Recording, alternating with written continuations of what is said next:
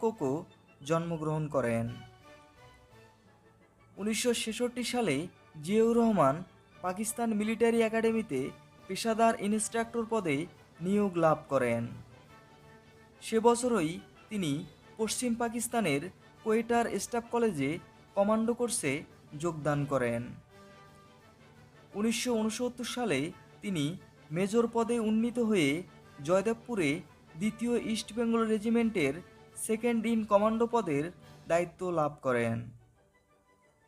Advance military and commando training কোর্সে উচ্চতর প্রশিক্ষণের জন্য তিনি পশ্চিম জার্মানিতে গমন করেন এবং কয়েক মাস ব্রিটিশ সেনাবাহিনীর সাথে কাজ করেন।